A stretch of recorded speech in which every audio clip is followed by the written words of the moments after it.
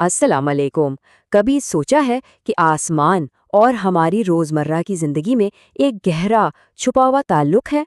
چلیے آج مل کر اسی راز سے پردہ اٹھاتے ہیں اور دیکھتے ہیں کہ کیسے کائنات کی ایک بہت بڑی گھڑی ہماری زندگی کے سب سے خاص لمحات کو کنٹرول کرتی ہے۔ تصویر دیکھنے میں تو کافی پیچیدہ لگ سکتی ہے نا؟ لیکن اس سب کے پیچھے ایک بہت ہی سادہ سا سوال چھپا ہے۔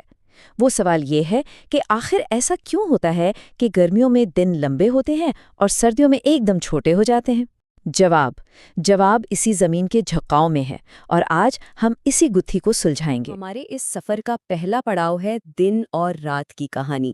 ہم مل کر یہ جانیں گے کہ وہ کون سی سائنسی وجہ ہے جس کی بنا پر موسم بدلتے ہیں اور دن کی روشنی کبھی کم تو کبھی زیادہ ہوتی ہے۔ ٹھیک ہے، پوری کہانی کا جو ہیرو ہے نا، وہ ہے زمین کا اپنے محور پر جھکاؤ۔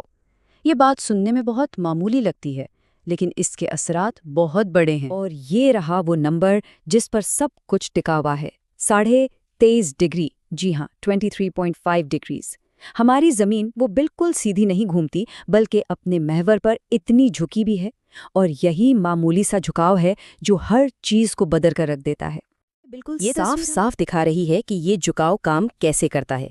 دیکھیں، جب زمین کا کوئی حصہ جیسے کہ شمال نصف کرہ سورج کی طرف جھک جاتا ہے تو وہاں گرمیاں آ جاتی ہیں اور دن لمبے ہو جاتے ہیں، اور جب وہی حصہ سورج سے دوسری طرف جھکتا ہے تو وہاں سردیاں اور لمبی راتیں ہوتی ہیں۔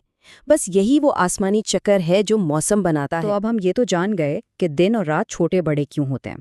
اب ذرا آگے بڑھتے ہیں اور دیکھتے ہیں کہ اس آسمانی چکر سے وقت کا حساب کتنی پریسیژن یعنی درستگی سے لگایا جا سکتا ہے۔ یہ کوئی اتفاقی معاملہ نہیں ہے، بلکہ اس کے پیچھے پوری ریاضی ہے۔ حساب کو سمجھنے کے لیے کچھ بنیادی باتیں ذہن میں رکھتے ہیں۔ پہلی بات، زمین ایک گول دائرہ ہے، یعنی 360 ڈگری۔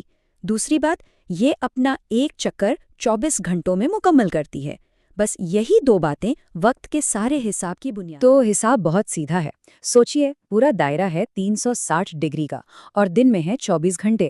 اب جب آپ 360 کو 24 سے تقسیم کرتے ہیں تو کیا جواب آتا ہے؟ 15۔ یعنی ہر ایک گھنٹے میں ہماری زمین اپنے محور پر 15 ڈگری گھوم جاتی ہے۔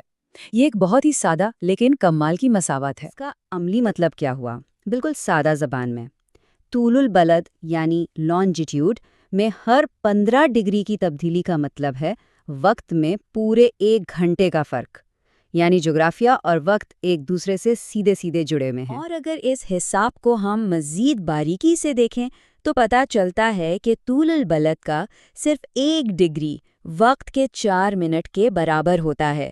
یہ اتنی زبردست درستگی ہے جو نہ صرف ہماری گھڑیوں کو سیٹ کرتی ہے، بلکہ ہماری روزمرہ زندگی، یہاں تک کہ ہماری عبادتوں کے اوقات کو بھی طے کرتی ہے۔ اچھا، تو یہ ساری سائنس اور حساب کتاب تو سمجھ آ گیا، لیکن ایک منٹ، اس سب کا ہماری روزمرہ کی عبادتوں سے کیا لینا دینا؟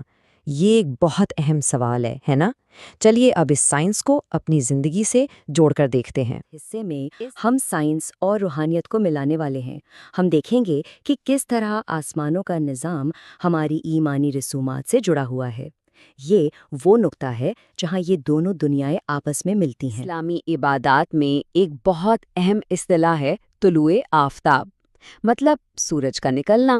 یہ وہ ایک خاص لمحہ ہوتا ہے جب سورج افق سے اوپر آتا ہے، اور اسی لمحے سے دن کا آغاز اور بہت سی عبادتوں کے اوقات کا تعین ہوتا ہے۔ اور یہیں پر آ کر ساری کڑیاں مل جاتی ہیں۔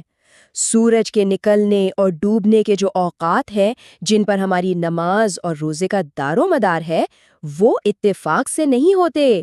ان کا تعین بالکل اسی آسمانی سائنس سے ہوتا ہے جس کی بات ہم ابھی کر رہے تھے۔ یہ کہنا بالکل بھی غلط نہیں ہوگا کہ ہماری عبادتوں کے جو اوقات ہیں وہ اس کائناتی گھڑی کے ساتھ ہی بندھے ہوئے ہیں۔ یہ ایک بہت گہرا خیال ہے کہ ہماری روزمرہ کی زندگی آسمانوں کے نظام کے ساتھ کس قدر ہم آہنگ ہے۔ چلیے اب کچھ اہم نکات پر بھی بات کر لیتے ہیں، کیونکہ سائنس تو واضح ہے لیکن اس کی تشریح اور تاریخ بھی بہت گہری ہے۔ دلچسپ بات یہ ہے کہ ماخذ میں اہل کتاب کا بھی ذکر ہے، یعنی یہودی اور عیسائی۔ اس سے پتہ چلتا ہے کہ آسمانوں کو دیکھ کر وقت کا حساب لگانے کی روایت بہت پرانی اور مشترکہ ہے۔ اور ہاں، اس موضوع پر ہمیشہ سے مختلف آراء رہی ہیں، جو کہ ایک گہری علمی بحث کی نشانی ہے۔